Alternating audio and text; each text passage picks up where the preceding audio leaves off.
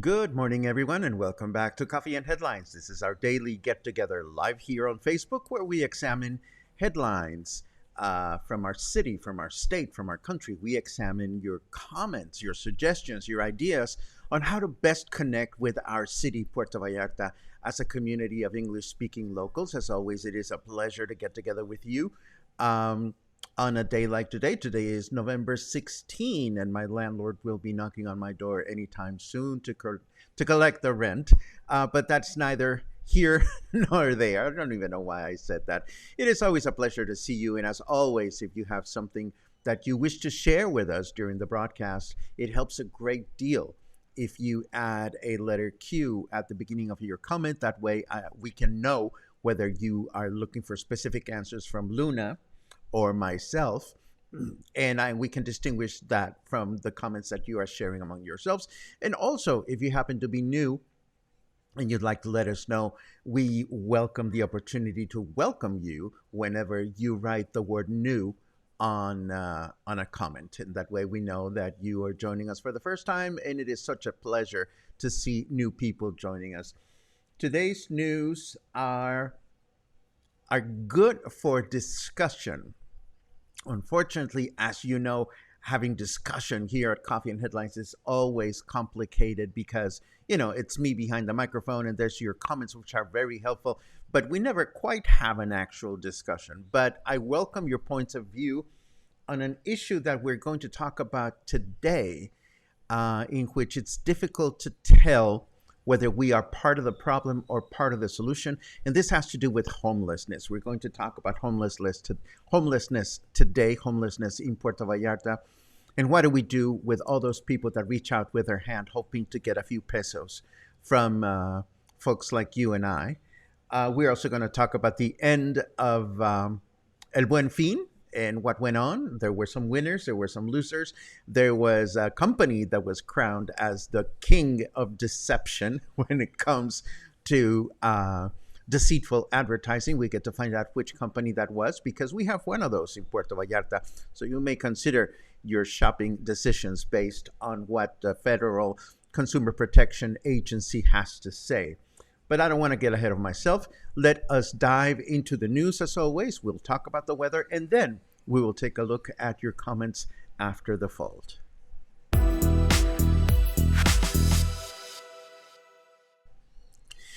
Okay, so El Buen Fin wraps up, and the federal consumer attorney, Ricardo Sheffield, announced that this year was a very successful one with less complaints than last year. Sheffield added that up until yesterday, Profeco, Mexico's consumer protection agency, had received 472 complaints, whereas last year they received well over 1,000.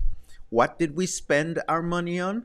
Well, apparently most people shop for clothing, shoes, groceries, and plane tickets. This was an interesting change when compared to past years in which most people use their well saved, well earned pesitos to buy things like appliances, for example.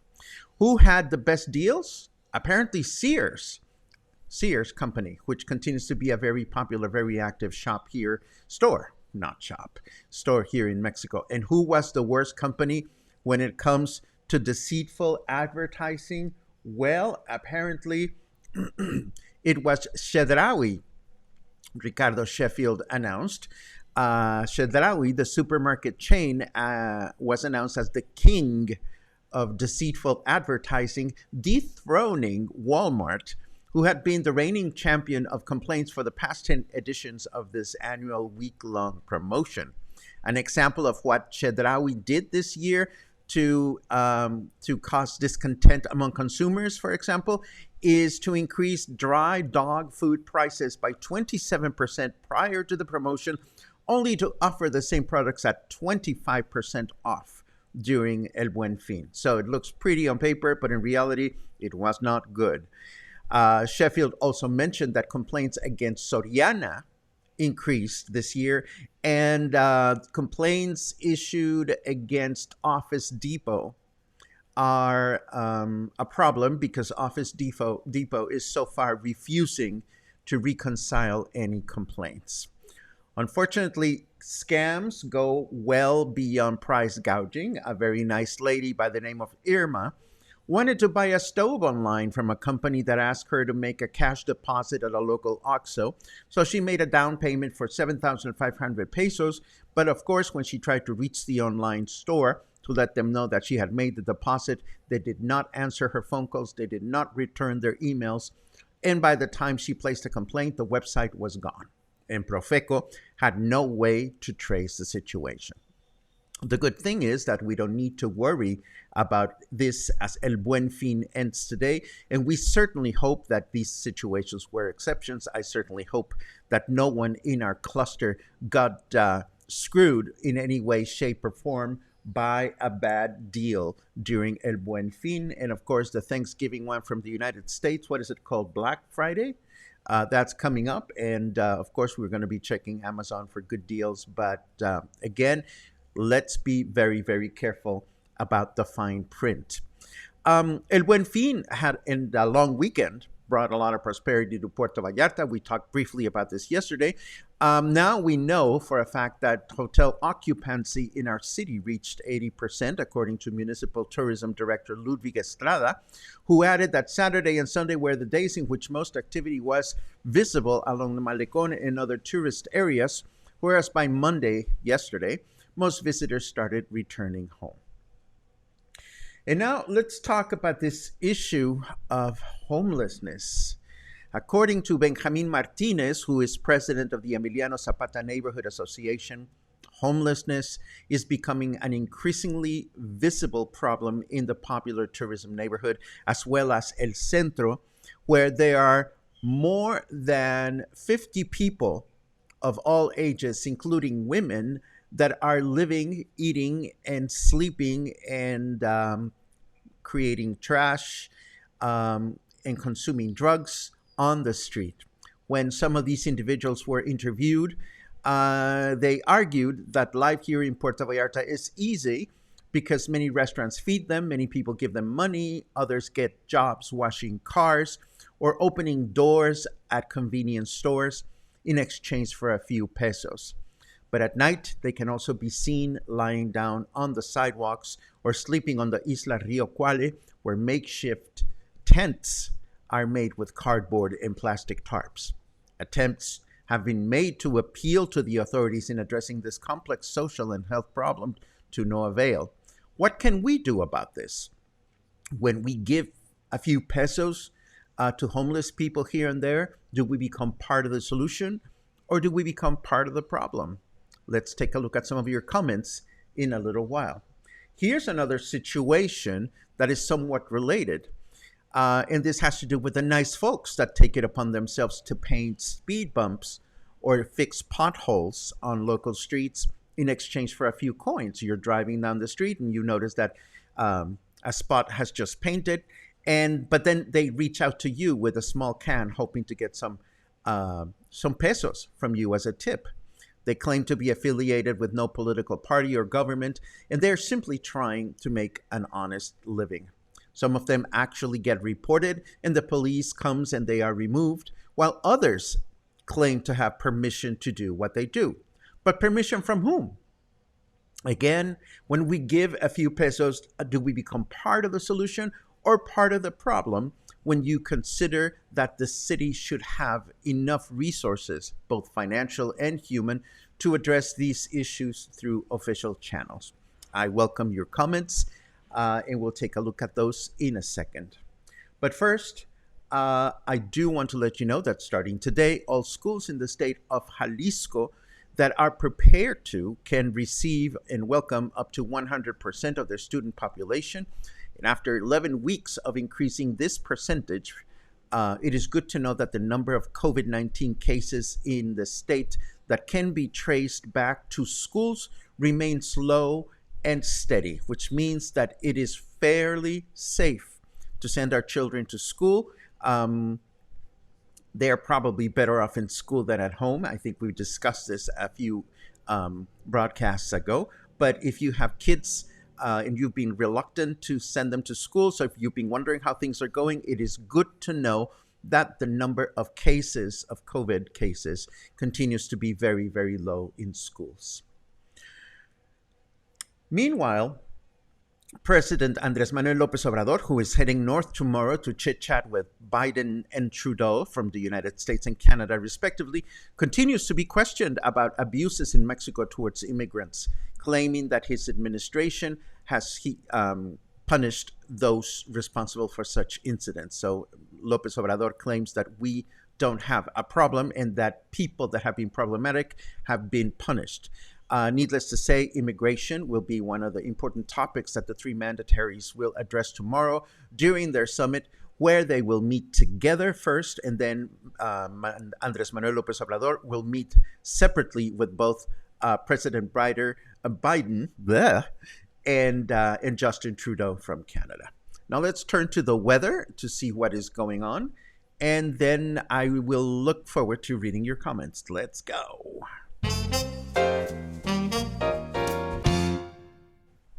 Snarky Weather says, now that I've perfected my ability to see into the future, I'll be releasing a sports betting app.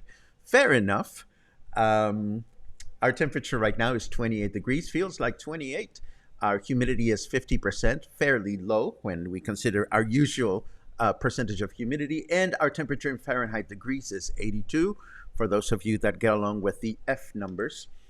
Our forecast for today, mostly cloudy through the day with a high temperature of 30, low temperature of 20. Tomorrow, we can expect a clear day. We had announced this before, and I'm glad that we continue to look forward to a clear hump day with a high temperature of 31, low temperature of 21. And Thursday will be a clear day as well with a high temperature of 32, low temperature 19.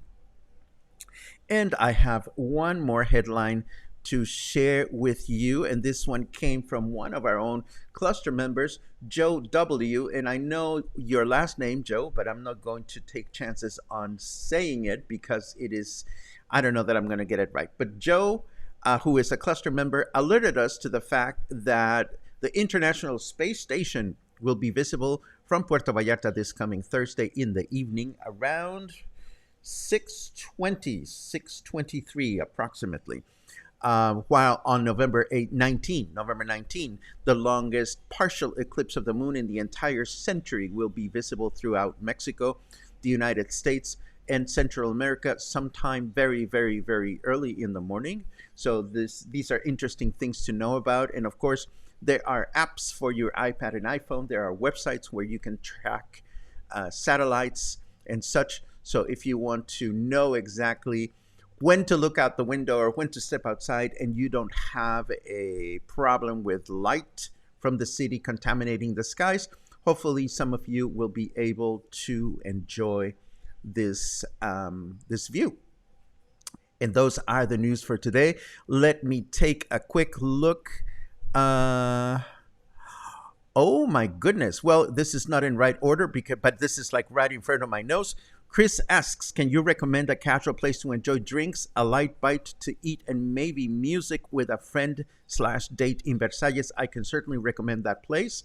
I would recommend La Gallega, for example, which is a wonderful tapas bar where you can enjoy that. And if you're wondering about this, Chris, we produce a very nice map called Versalles for Foodies that includes the location and descriptions for over 30, 34, 35, I forget how many we have restaurants in the Versalles area.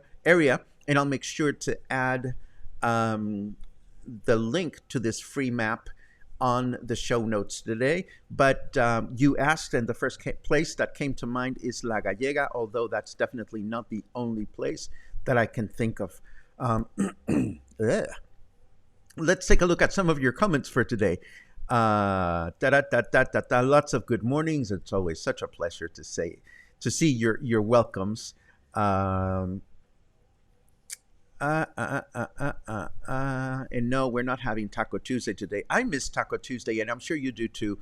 I will get out and do some taco shopping again. Let's see. Mihawk says, I really need to stop by for some bread with Raymond. Well, go for it. I say go for it.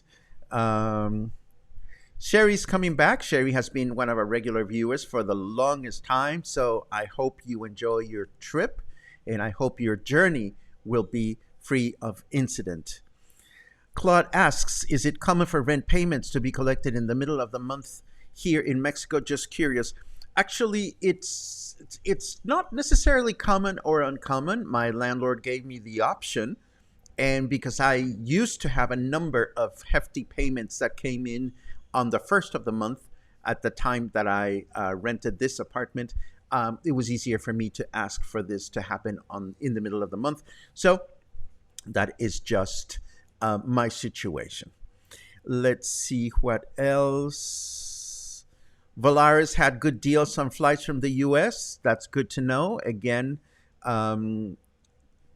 if the deals were good and there was no crazy fine print, good for you if you scored. Then we have comments about homelessness in Vancouver, huge issue of homelessness and drug use. I've heard that I have a friend that lives in Portland, Oregon, and I understand that tent cities have become a major issue up there. Roland comments, there are probably better ways to help people than just giving them a few pesos, but doing so doesn't make us part of the problem. Helping people have a little less misery in their life doesn't make us part of the problem. I can't agree or disagree because, again, I'll be the first person to say this is a complex situation. I'm just wondering where you're at. Den says we're more likely to give a few pesos. I don't know if it makes it better or worse. We won't give to anyone who stops by our apartment and asks us for money. Doesn't feel safe to do so. I would tend to agree with that assertion. Anybody that knocks on your door and asks for money, no. That gives me chills, and not the good kind. I give food to the homeless, but not cash. That could be misspent. That's a good alternative. Dave comments, homelessness is a horrible problem everywhere. We should always help if we can, in many and all ways. Therefore, but by the grace of God. Okay, fair enough. There's a bunch of comments about this. I'm glad to see that through your comments, you are mindful of this and you're hopefully agreeing with me that it's not an easy situation to address, not by individuals like you and I, and certainly not by our government. Let's see. Rarely give other than charity set up to help the homeless. That's a very good point. The new video looks great, by the way, Paco. Well, yes, I had a camera and I hate to say this, I was just lazy about connecting it. And I just wanted to give you a clearer picture, hopefully. And, whenever I have show and tell, I can use the fact that this one has autofocus so I can show you things like my any chingadera that I put forth will come into focus, and that is a nice thing to have. Let's see. La la la la la la la la la la. I usually do not give money. I will give warm socks and gloves as it gets to be a long, cold winter in Minnesota. If going down, I make sure I have socks and gloves in a bag that I carry with me. I do not know if I am part of the problem or the solution. I wish I had the answers. That makes me think, for example, about people that choose to become Santa Claus on the beach and give toys to the children. It's a complicated one, and it's one that I would not dare to speak against because this is an activity that is very important to many. But one has to wonder also, and I'm going to leave it at that because I know it's a very, very loaded issue.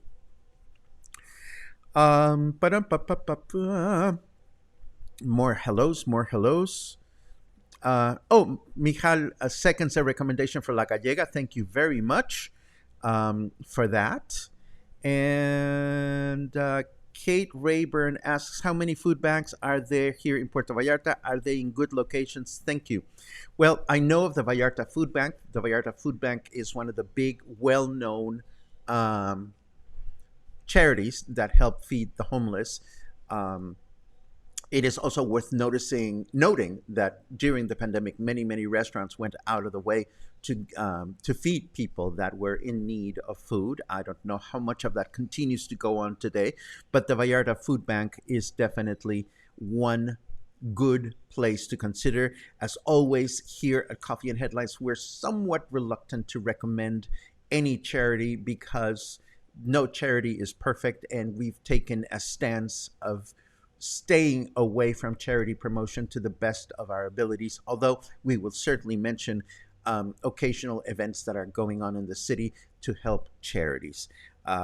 Charity giving is complicated as well, and it's one issue that we don't get involved with very frequently.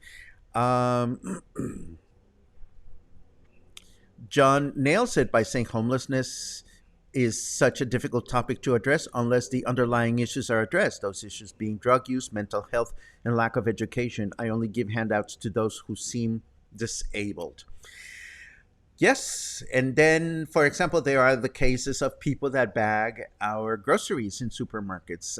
There are established government programs in which the governments establish alliances with supermarkets so that the elderly, for the most part, are able to make a little bit of money by helping people pack groceries. In the height of the pandemic, some people were a little concerned about other people handling their groceries, which for some makes sense, for others not so much. Personally, giving in the supermarket to baggers, I tend to give more to people that are seniors than younger people, just because that's the way it works in my mind. Again, I don't know that that's a good thing or a bad thing, or if it helps the problem or makes it worse. But as long as we find a way to be kind to people, I suppose this is something we can continue doing. One more comment from Veronica. Homeless is such a complicated issue. We always donate to food banks and such, but we also often give food when appropriate. Thank you very much for that. And this is pretty much what we have put together for today. Tomorrow is hump day. It's a clear day. It's a walking day. And of course, because Friday we are doing, what are we doing Friday? We're doing Lázaro Cárdenas, I believe, is the colonia that we're going to be walking. So I think I may just do a little walk around Lázaro Cárdenas this afternoon, just to give you a little heads up on what we can expect. One more comment. I support Vallarta Abuelos in Cinco de Diciembre that helps the children of the neighborhood. We sponsor 2 little boys with school uniforms, etc., to go to school, says Jenny. There are about 40 to 50 children in the program. I have heard about this program, and it sounds absolutely delicious and so worthwhile. So again, any tips that you have, any pursuits that you follow, are something that not only helps our soul but also helps others. And that's our broadcast for today. Thank you very much for joining us. As always, it is a pleasure to get together with you. Tomorrow we'll be back with Walking Wednesday. Tomorrow will be Hump Day. We'll have a clear day. And what else can go wrong? Nothing. Anyhow, thank you very much for being here with us today. Stay happy, stay kind, stay healthy, take good care of yourselves, and let's reconnect again soon, hopefully tomorrow. Have a great day.